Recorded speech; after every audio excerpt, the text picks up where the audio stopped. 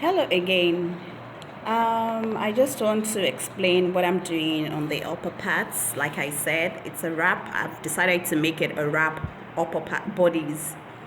Okay, which means I need extension beyond my CF. I have marked at 2.53 to determine which I will be using. And this is the reason. Remember, we do not have, this is a neat block and we do not have darts on it. Okay, so if I'm taking, I need to find my opening. That is the point at which my chest will be seen on the outside. I don't want it to open. This is for people, if you don't want it, this is where you determine if you don't want it to revealing, you want it to be a bit higher, you want it to be a bit on the, you want it to be on the chest level, you want it to be on the bust level, you want it to be on the true bust level, which will be very open. Okay, and that's why I have done my extension here. Then I'll place my roller on it. And also, where do I want it to come from? On the shoulder. Okay, do I want it to come from my NP? Do I want to move away 1 centimeter? Do I want to move away 2.5 centimeters and connect? This is the right time to do that. Okay, now I have chosen 2.5 and 3, and I have drawn my line passing through my bust line. This is where I want it to, this is where I want my N. Natalie Bray calls it N, the neck point, the point of intersection on the CF, okay? And where I want it to run from on the shoulder. Okay, I've determined that, and I'm going to go with 3 inches extension passing through my bust on the CF and to here. I'm going to place my ruler again on it to be sure, because I have like 3 lines now. Okay, so I want it on my 3 passing through bust like so. So on the 3, this is 2, this is 2.5, this is 3. So I want it on 3 passing through my bust line, and it's going to end here. So the point, what determines how your chest is going to reveal or neckline is going to reveal is the point at which your line is coming from the shoulder and where it ends on the wrap. That would determine the opening of the neckline.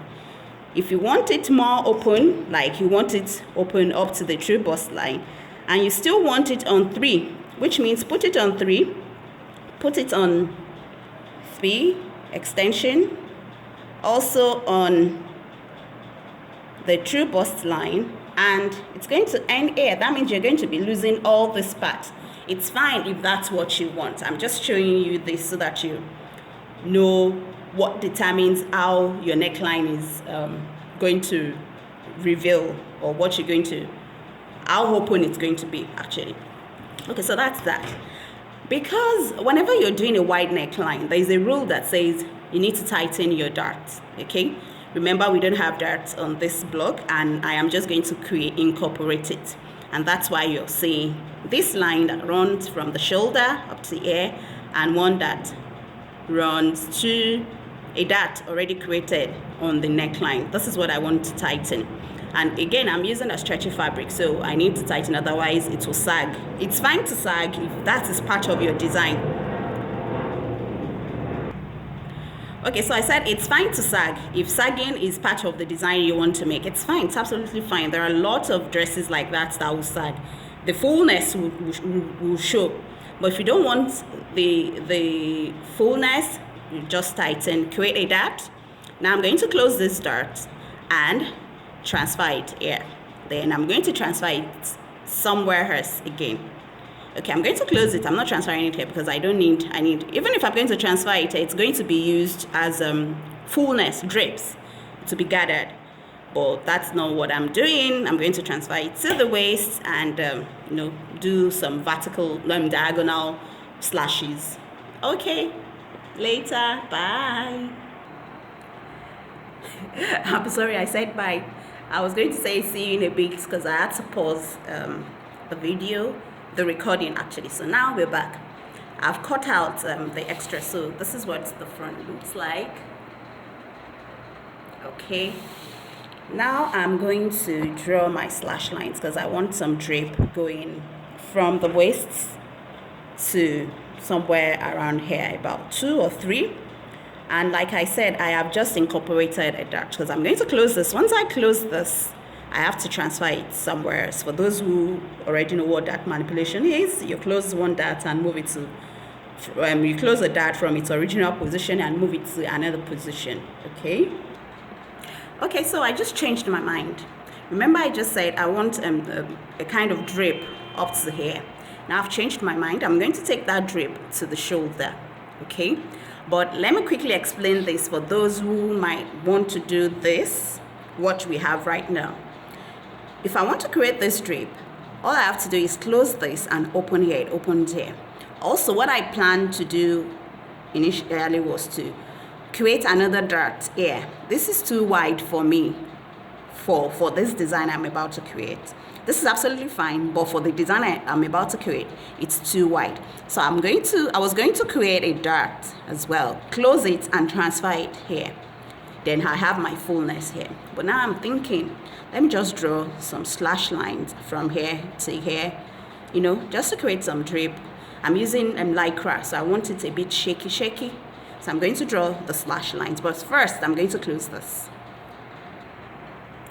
Okay, so this is it. See, I've closed this dart, I've slashed here, and I've transferred the fullness here. Can you see I now have darts on the waist, which I'm going to use as fullness. So if I want, I can just open the slash like this. I can have just one, or I can further open more slashes. I think I'm going to do 2 more slashes, one on this end and the other one on this end. So my fullness comes from the waist up to the shoulder. So basically that's how to go about designing. It's actually very easy, but the most important thing is you need to understand the basics, right? Basics. I keep saying this. You need to understand the principles. You have to know the methods. You have to understand the procedures. Otherwise, you'll just be hanging in the middle, right? But if your foundation is firm and solid, you would definitely know what to do. This is easy for me because I already know how to go about my patterns. I'm not just creating blocks or slopers. I can manipulate my darts, whether concealing it or moving it from one position to the other. I know what to do. I can look at designs and understand and interpret them. Design interpretation is also a very important aspect. In fact, after you might be able to draft blocks, and if you cannot interpret designs, then there might be a little problem. But it's fine because you can recruit designers, right? But it's going to cost you. You have to pay them to get you to design for you and all of that. We can't do everything, and that's why everything is divided. We have pattern makers, we have garment construct, we have tailors that construct garments, we have illustrators, we have textile designers, and all of that. So we can possibly one person can do everything, but if you cannot do an aspect of it, make sure it's not the most important aspect that you cannot do. E.g., my strength is pattern making. I love pattern making. I don't like illustration. I'm sorry I have to say this, but it is very important. I did it in school. I passed. In fact, I came number 1 in my class. You won't believe it. And before I went for my training, I couldn't even draw. Yeah, I passed, but I discovered that I love pattern making than every other thing. I did textile design. Everything we teach at ABSL, that is what I know. Everything I can construct, obviously. So some of you would have seen me sew my own garment. I can construct my own garment from start to finish. I might not sketch them. I can get an illustrator to sketch for me, but I can sew my garment and they will be perfect. So you have to, which aspect you choose to major in, make sure you know them very well. Okay, so I'm signing out now, and I'll show you my dress when it's done. It's bye for now.